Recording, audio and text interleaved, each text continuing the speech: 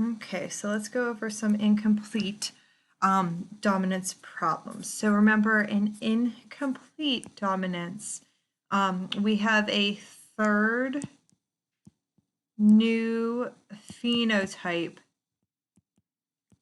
arises. Okay, so you have like a blending of the two. So carnations display incomplete dominance. When a white flower is crossed with a red flower, all of the F1 offspring are pink. So again, we would show this. Remember, incomplete, we use all capital letters. So a white flower crossed with a red flower, those would be the genotypes, right? And then you do your Punnett square, okay, alphabetically. You work it out, just like the problem in the notes here. So now, in this case, the F1 generation, which would be this generation right here, we have 0 RR.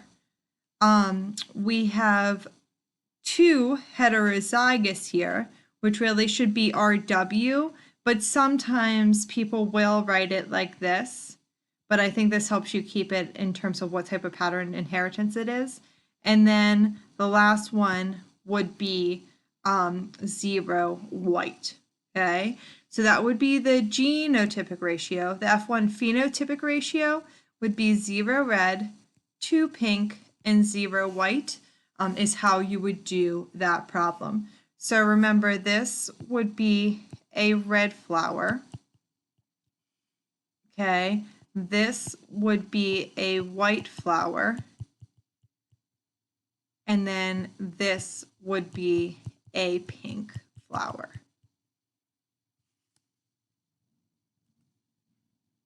Okay, so in mice, coat color can be black, white, or gray. So if we look here, let's look at our key. So like I said, sometimes you will see it as being dominant and recessive, but incomplete, I do want you to try to use capital letters. So white would be WW, whereas gray would be this, okay? But I just wanted to see another way you could see it. So gray would be like the heterozygous either way, right?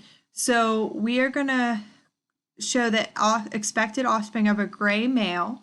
So his genotype would have to be this, and a white female, which would be this. Okay, so now we cross them. Alphabetical, capital letters for incomplete dominance. Okay, so now let's fix our thing. So remember, this would be how we write it out. Okay, so in this case, genotypically, we wouldn't end up with any big B, big B. We would have 2 big B, big W, and then 2 big W, big W. So phenotypically speaking, the offspring would have a 0% chance of being black, a 50% chance of being gray, and a 50% chance of being white. So like I said, 50% chance of having a gray coat.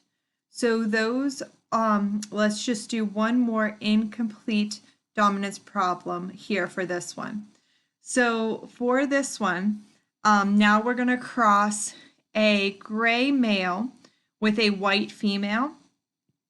Okay, so I'm just going to fix the genotypes here. So a gray male, white female. Again, we're just using all capital letters, even though really you could see the other way. So now for this one, let's cross them. So in this case, 0 big B, big B, 2 big B, big W, 2 big W, big W, 0% chance of phenotypically being black, 50% chance of being gray, and 50% chance of being white. So 50% chance there. And let's check our work, and we are correct.